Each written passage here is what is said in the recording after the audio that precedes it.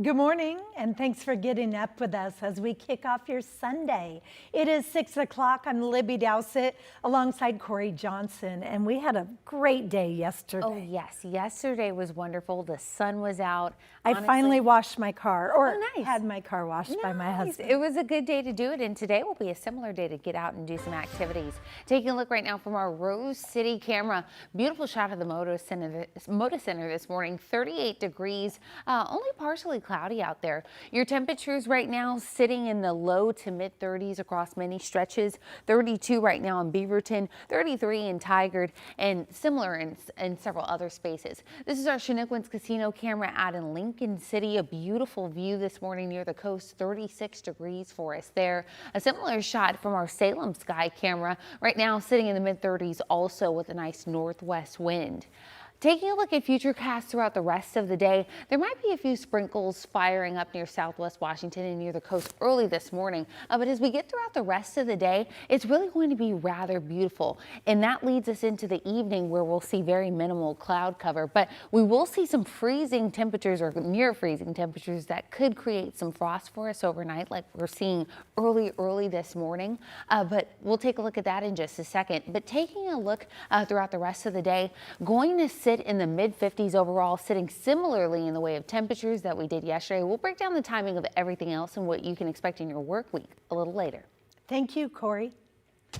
We are working to learn more about a pair of late night shootings. First, Clackamas County deputies shut down the MAX platform at the Clackamas Town Center Transit Center following a shooting. TriMet sent out an alert about police activity just before 8 o'clock last night. Details are still scarce right now, but the Clackamas County Sheriff's Office says there are no reported injuries and there is no danger to the public. In Hillsborough, police spent the night investigating a shooting not far from the Intel campus. Officers responded to the scene along Century Boulevard. Hillsborough police tell us at least one person was injured, but they have not released any details beyond that.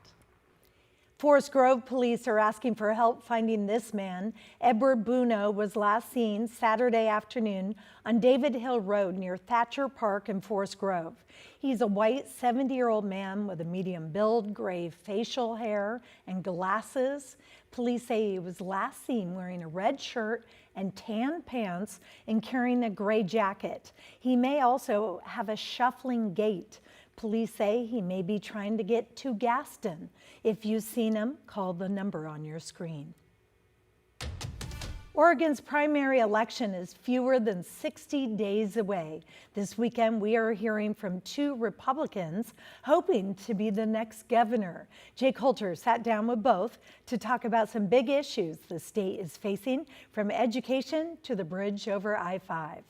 The cost to replace the I-5 bridge has more than doubled, now expected to cost nearly $15 billion. Two-time Republican candidate for governor and former Portland Trailblazer Chris Dudley says the bridge was a topic of discussion when he last ran in 2010. We have to have leadership that says we've got to get this done, we've got to focus on it, we have to be realistic, and we have to have a plan to get it done.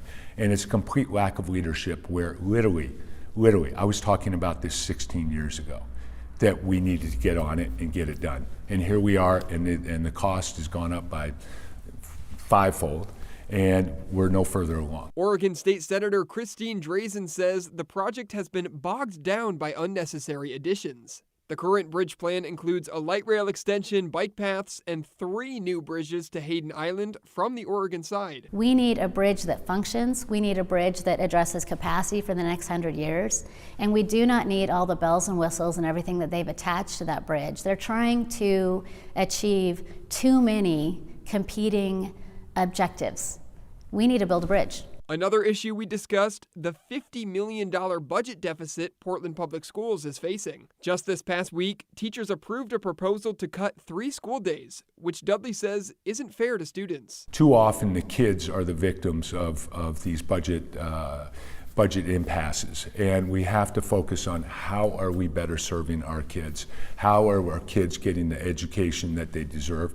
Because right now we're failing our kids, and that's not acceptable. Drazen says there needs to be a crackdown on absenteeism, especially as Oregon elementary students have some of the worst test scores in the country. My legislation would restore a focus on reading in the 3rd grade. It would restore our graduation requirements, and it would allow teachers to be able to have some control in their classrooms again so that they can focus on learning. That was Jake Holter reporting. The Oregon primary election for governor is on May 19th. Wilsonville fire investigators are trying to figure out what started a fire that tore through a home Saturday morning. Tualatin Valley Fire and Rescue say the fire likely started outside and then spread inside the home on Canyon Creek Road. Paramedics rushed a dog to an emergency veterinary hospital. No one else was home at the time and no one was injured. The recent fire at Elephant's Deli is raising broader questions about the environment in which many small businesses are operating. Owners and property managers tell us fires, vandalism, and damage happen far too often. Blair Best has more. Flashing lights and heavy smoke. The early morning fire at Elephant's Delicatessan on Northwest 22nd Avenue last week left more than physical damage. Oh, I'm just heartbroken. I mean, this is, sorry, didn't expect to get emotional on that. This is our flagship store. A 56-year-old homeless woman, here she is in court Thursday, admitted to accidentally setting the restaurant's garbage area on fire, using a torch as a light, looking for food. When I saw the fire, my heart sank. Samantha Johnson is a property manager at Geneva Equities, which owns more than 20 buildings in Portland, including this one in North Portland's Kenton neighborhood. It just felt all too close to home, just seeing that we've had and experienced similar situations. In late October, security video shows this building's trash enclosure catching fire.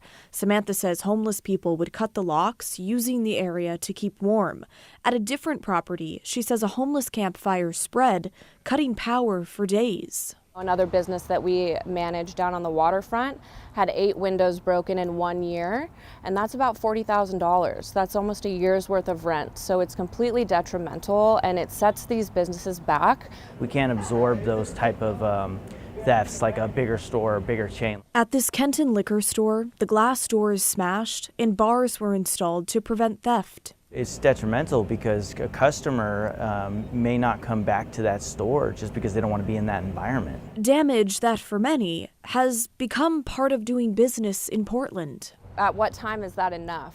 You know, Elephant's Delicatessan CEO is now calling for city action, writing in part, "Incidents like this require us not only to address the immediate situation, but also to examine the broader context in which small businesses operate.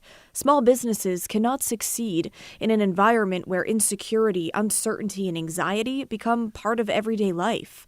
The tools currently offered to small businesses are woefully insufficient." It's like this is not an isolated incident, and we got to come together to save our storefronts.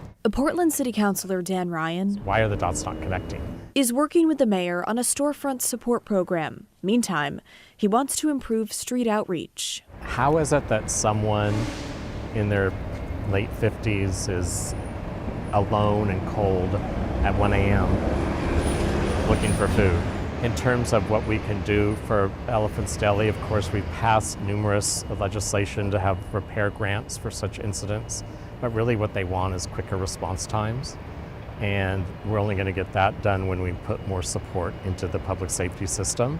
compassion and safety. You know, we can do a two-pronged approach here. You can have compassion for those people, but you can also protect our vibrant community and the small businesses that are around.